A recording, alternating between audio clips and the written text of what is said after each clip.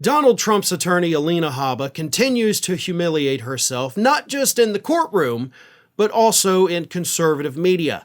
On Friday evening, Alina Habba appeared on Sean Hannity's program on Fox News to demand, not just request, but to demand that the charges against Donald Trump for stealing classified documents be dropped due to the fact that the DOJ has decided not to charge President Biden with taking classified documents. She is, of course, talking about the report from Special Prosecutor Robert Hur, who was a Trump-appointed U.S. attorney, so he's a Trump guy. He made it clear that he's a Trump guy in that final report. But Alina Habba says that this report shows us that the charges against Trump should be dropped. Here's what she said. First, Sean Hannity asked her, and now with reaction as Trump legal spokesperson Alina Habba. Legally speaking, the question I was asking, now that this is their standard, that you can willfully retain and handle classified documents and not be punished for it, does that open up a legal window for you and your legal team to go in and say, we need equal application of our laws here?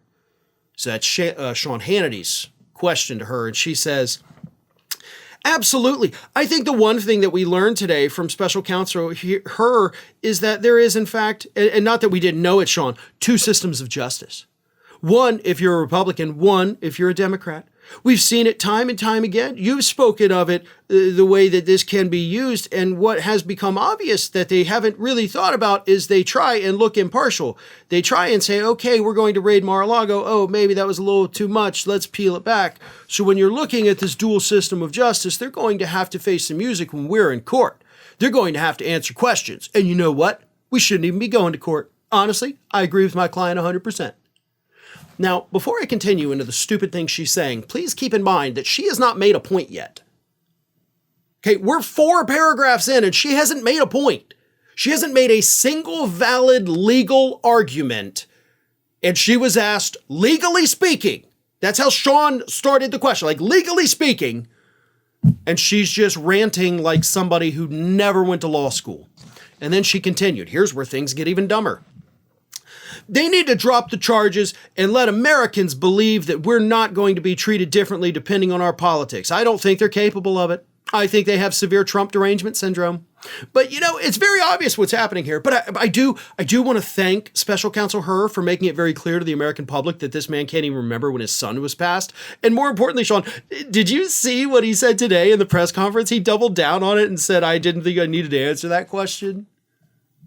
So here she is at the end of it. She's like, let me just turn it around. Like, let's talk about something I'm qualified to talk about, which is how much I hate Biden. Don't ask me about law stuff because I'm not good at that.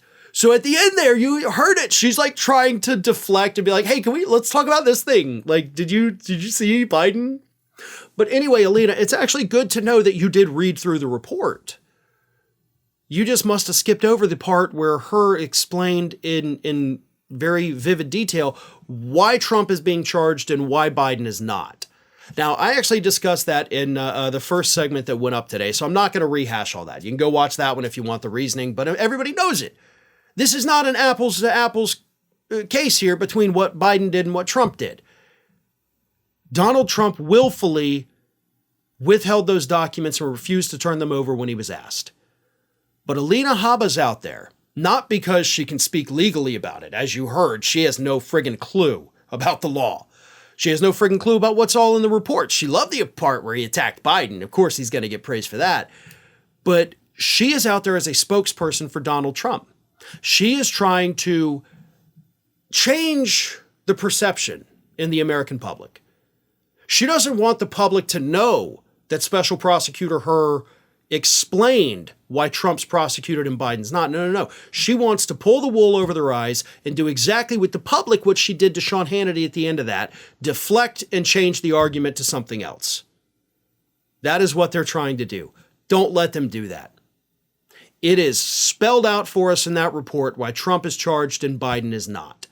And Republicans apparently need to be reminded about that every single day. Well, folks, we have crossed that 1 million subscriber milestone, but rest assured, we are just getting started here at Ring of Fire. So if you're not already, please do subscribe to the channel and make sure to like, share, and comment on the videos.